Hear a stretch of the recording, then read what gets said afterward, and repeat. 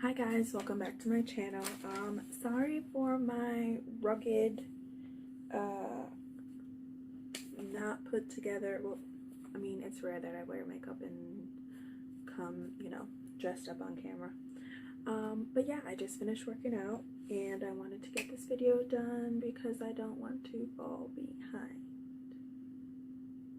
Yeah. Also, Obey Fitness, I love you. I have had it for almost a year.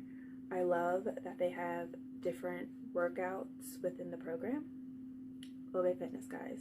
Go check it out if you're looking for an at-home workout program that contains a lot of variations of types of workout. They have yoga, they have power, they have strength, they have cardio, cardio boxing, they have HIIT.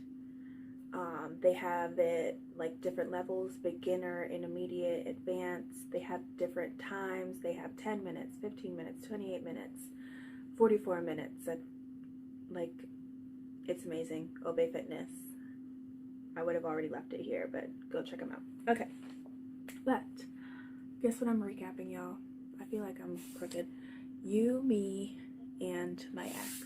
The first episode premiered yesterday for Father's Day. What a great way for fathers to end their night. You know what I'm saying? It was just, whew, the drama is definitely here. TLC knows what they're doing when it comes to these types of shows. I definitely, it pulled me in. I am ready for episode 2. But I think there were only 3, I think there were only 3 like families or 3 couples, or 3 couples that were featured. I do believe that there's definitely one more. I'm not sure the exact number, but yeah, let's hop right into it. Season 1, episode 1, You, Me, and My Ex is titled My Ex and My Next. Okay, first up, Chicago, Illinois.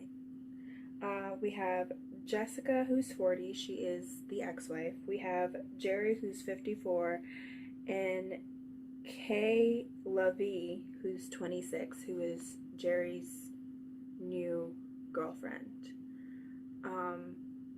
First of all, they had to spell out her name. It's like Kayee LaVie. When I first heard her name pronounced in the promos, for some reason I was thinking her name was like Kayla V, like Kayla, Kaylavee or something. I didn't realize her first name was Kay, and then the LaVie is, whatever. Not whatever, but LaVie is like her last name. I didn't realize, I kept thinking her name is Kayla V. I digress. So, Jessica says that her and Jerry's relationship is complicated. They've known each other for over 20 years. They have 4 kids. They were married for 15 years. They ended up separating, and then apparently they didn't talk for 5 years. And then as of late, they have been friends, communicating, co-parenting well, so much so that Jessica is living in the house with Jerry and their 4 children. However, she was not always living with them. She was actually living in Utah. However, Jerry became ill and moved back, like gravely ill, and moved back into the house to help. Jerry became gravely ill, and so Jessica came back into the house to help not only Jerry, but also take care of the kids as well. So, as of Jerry's relationship with Kay, they have known each other for a year pre-COVID, and they did like hang out pre-COVID, but because of COVID, they've been like dating online for 9 months, and so Jerry thought it was a good idea that because of COVID and because he's better and because he wants to see Kay, that she should move into the house with his ex-wife, his children, and himself. Yeah. So as of at big, let me slow it down. In regards to her moving in, um, he told Jessica and I guess the kids a week before Kay was coming. He also sent his 15-year-old and I believe 17-year-old son to go pick her up. He said he was too stressed to do it. Why would you do that? Like, you already know this is an awkward situation, and on top of that, you send your sons to go pick her up. First of all, I would have been pissed if I was Kay. Like, why couldn't you come pick me up? But I digress. Because of COVID, he had Kay stay in his cabin for 2 weeks to quarantine to make sure, you know, when they were all doing that, you have to quarantine for 2 weeks. Like, that's the standard for 2 weeks. So she did do that before she moved into the house. Yeah, Kay Levy is an interesting character. She's 26. You know what I'm saying? Yeah, she is her age, I think is the best way to put it. Obviously, you know, you want to say age is just a number, but a 54-year-old with 4 kids, one as young as 8. I'm sure that there's going to be some generational issues that will arise this season, not just with Jerry and Kay, but also Jessica and Kay. So, also in regards to her moving in, Jerry was not exactly crystal clear about where she would be sleeping. His 8-year-old daughter sometimes has nightmares and ends up sleeping in the bed with him. So Kay will not be sleeping there. So his first brilliant idea as to where Kay would sleep was in Jessica's room. Obviously, Jessica does not let that fly. His second brilliant idea was to move her into his walk-in closet. Also, she's sleeping on a pump-up bed, but the walk-in closet, I think, was definitely creative, to say the least. Yeah. And then the third brilliant idea was to move her, which he suggested, she accepted, was to move her into the basement, into like the playroom, which he thought was a good idea, she thought was a good idea. Jessica, the ex-wife, however, was not pleased with this. Apparently, you know, that's like the kid zone, and also Jerry and Jessica's oldest son lives down there, and that's kind of also his zone. So Jessica was very weary about the fact that their son will be interacting with Kayla V. It is what it is. Jerry tried to play it off like, oh, he's gonna stay in his room anyway, so it's not that big of a deal. Jessica was like, I don't really want to think about the fact that Jerry's girlfriend's gonna be down here with my son. Basically, Jessica just wanted Jerry to ask the son about Kay like moving into his space, which Jerry was like, oh, it's fine, but Jessica was like, will you at least please ask him? You know, you're moving someone into someone's personal space and you're not asking about it. Also, my question is, I know that this is probably just for ratings. Why would you move her in knowing good, well, hell and plenty that you ain't got no room for her? Why would you accept moving in with him knowing good, well, hell and plenty that, well, no, I don't really blame her. No, I take that back. I don't blame her at all. I don't blame her at all. He withheld information about the sleeping arrangements, and she said she really likes Jerry and she wants to see if like this is going to work out long term, and she feels like this is a good way to test that theory. But Jerry, why would you ask her to move in knowing you ain't got no room for her? What about the 8-year-old's bed? Is that weird to suggest that she sleep in the 8-year-old's bedroom? Also, why couldn't the 8-year-old stay like if his 8-year-old daughter gets a nightmare, why can't she go and like go with her mom rather than Jerry? Like, couldn't that be a thing so that she doesn't have to sleep on a pump-up bed? But yeah, we need to be honest about these types of situations. I probably would have packed my bags and went back to the cabin, because a pump-up bed, we all know what happens on a pump-up bed, okay? It seems nice and firm at the beginning, and then you wake up in the morning and you're flat on the floor. It never stays pumped up. Never. No matter how full you think that sucker is. There's always some kind of little tiny hole somewhere. Onward to the next. Gillette, New Jersey. Wait, Gillette. Is Gillette Stadium in Boston where the Patriots play? Or am I thinking wrong? I mean, I know that there could be 2 Gillettes. Anyway, tangent. Gillette, New Jersey. We have Jimmy, who's 52. Jimmy's ex is named Lisa. She's 51. Jimmy is currently married to Wendy, who's 49. Lisa is currently engaged to Jack, who's 55. First of all, Jack looks really great for 55. I would not have guessed 55 when I saw Jack. I would have guessed like 45 to 50 maybe. Also, he was wearing like a ring on his left finger, so I guess, I mean, some guys do wear engagement rings. It's not that big of a deal, especially if you already know that you're going to marry the person, but still. Anyway, so Jimmy and Lisa have one child, Dominic, who is 20, about to be 21. Wendy and Jimmy have one child. Wendy and Jimmy have been together for 18 years. They have one son. So Jimmy has 2 sons, one with each of his wives. Yeah, Jimmy and Lisa describe their relationship as short, because it seems like he's been married to Wendy longer, but him and Lisa have known each other longer, if that makes sense. Anyway, they kind of said that it was just like an instant thing. They immediately knew that like they were soulmates, that they were going to be in each other's lives forever.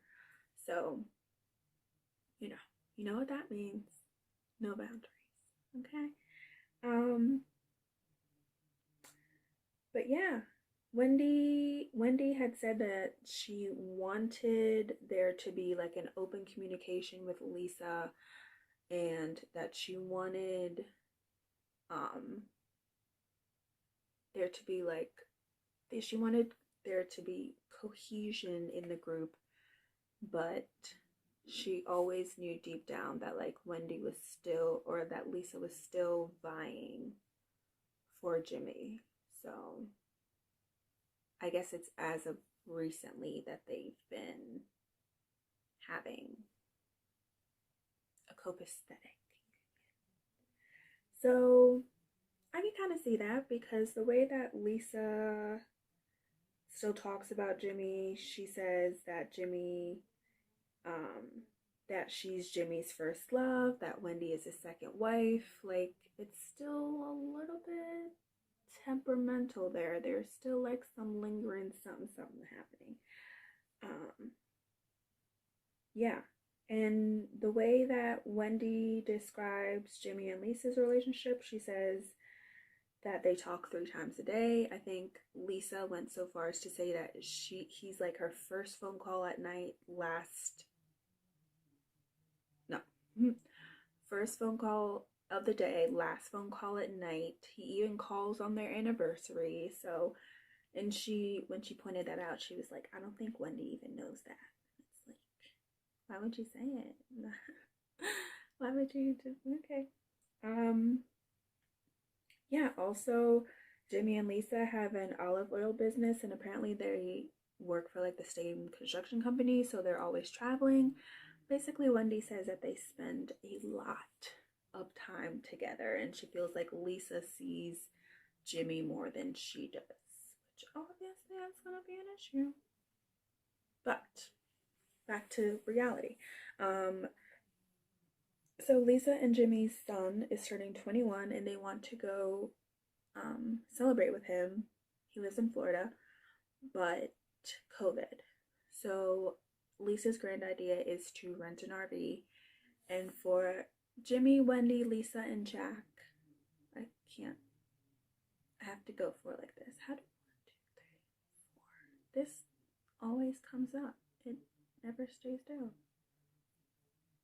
How do people do that? How do you? Does that happen to anyone else? Anyway.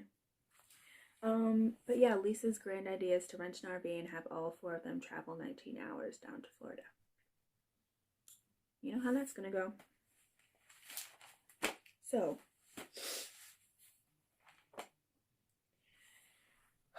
as I said, Jimmy says that Lisa, from the beginning, he even told Wendy, like, Lisa is always going to be in my life. No ifs, ands, buts about it, okay? So basically, Wendy had to know that Lisa and Jimmy were a package deal from the beginning, which Wendy understood. She understood Dominic, like, obviously, I'm going to accept your son. I don't think she realized how close Jimmy and Lisa were going to be when she got it. But they kind of went down memory lane because they wanted to create like a photo album for Dominic's birthday. And Lisa revealed that Jimmy wrote her a letter 2 years after they separated. And she's like, no one's ever read the letter. I haven't even looked at it in years. But we're going to bring it out for television. Okay. No one else but y'all two have seen, but all of a sudden the letter's here. Okay. No one's heard the letter before. Oh, but Jimmy's gonna read it on national television. Okay. That basically leads to Lisa pointing out the fact that Dominic has had questions about why they separated, why they divorced. You know, I feel like there would be some questions because you're still super friendly, super involved in each other's lives. You know, why did you guys even get divorced if you seem to be getting along great right now, great my whole life? What's the dealio? Lisa just tried to play it off and say, oh, we were better as friends, and she hoped that it would end there, but she kind of relayed to Jimmy that she thinks with Dominic turning 21 that it is time to come clean about the situation. Jimmy is hesitant because he doesn't want Dominic to see him differently. Finding out that your parent cheated on another parent like years after it happened, and that's the reason for the divorce, obviously there is a strong possibility that he's going to now treat you differently. They really believe that he absolutely has no clue. I feel like kids know. You know what I'm saying?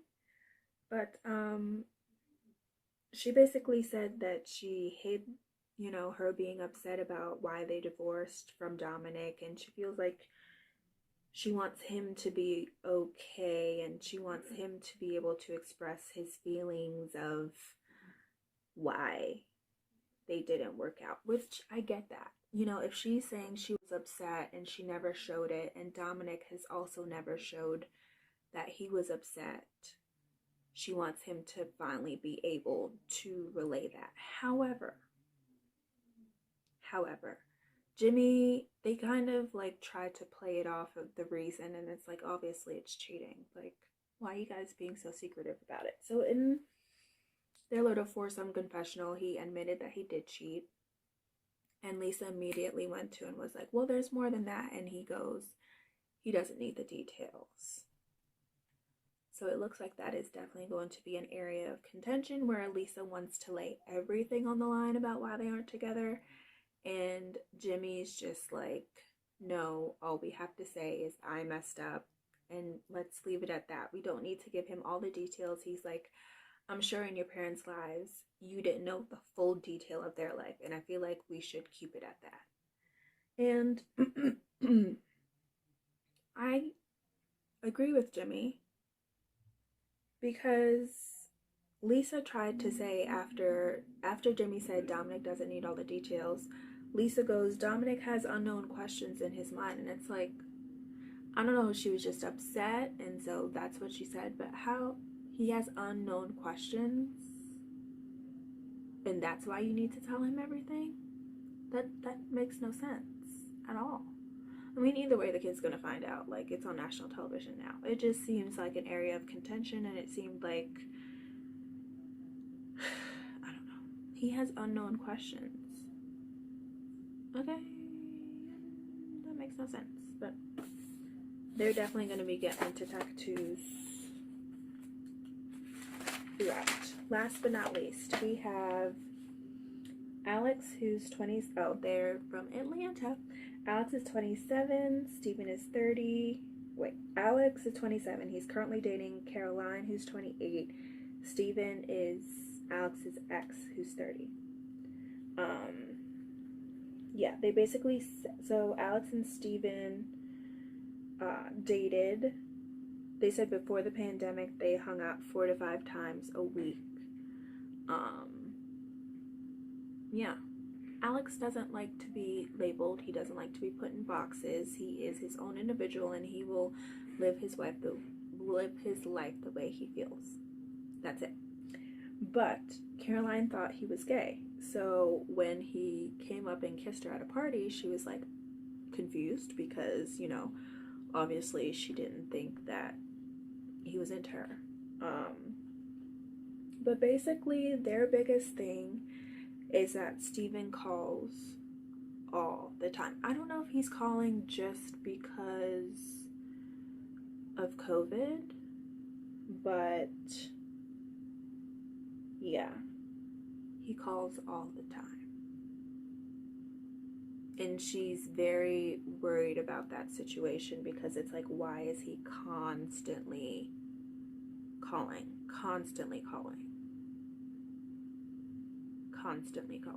Like, usually with most people, when you break up, you end the relationship, you move on, you might still follow each other on social media, you might occasionally run into each other, but that's it. But to constantly be calling, that's a lot.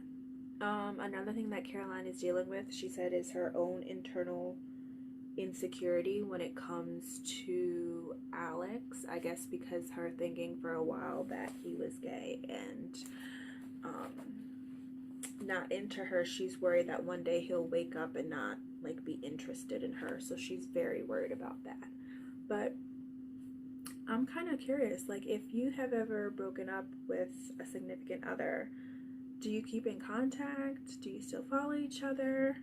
Oh my word, isn't it the worst, like when your parents fall in love with the guy and then you tell them that they break up and then every single moment they're like, how's so-and-so? How's he doing? Tell him we miss him. And it's like, we broke up.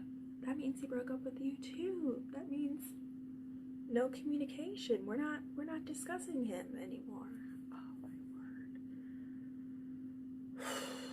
Family really do be in relation. You really marry into someone's family, don't you? Even when you're dating, you really date into someone's family. I mean, I don't know if I could marry someone that like my family didn't like. Then again, if he was really cute, we might have to. I'm just kidding. I don't know. There are like levels, you know, to it. So yeah. What'd you think of episode 1 of You, Me, and My Ex? Y'all, that preview of the entire season when like Kayla V is throwing bottles, okay, on the porch, and Jerry and Jessica has the daggone doors lined with garbage cans, and then Lisa's flipping chairs, and Alex's family is going off. My legs fell asleep.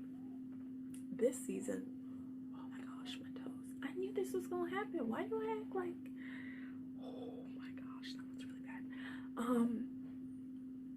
This season looks good. I'm excited. Like I said, Smothered isn't really, you know, I'ma still recap it, but it's definitely not You, Me, and My Ex, okay? But yeah, tell me what you think about the episode. Are you excited for the season? Sorry if you're hearing stuff. That's me trying to get blood flow back into my toes. Yeah. Thank you for watching. Bye.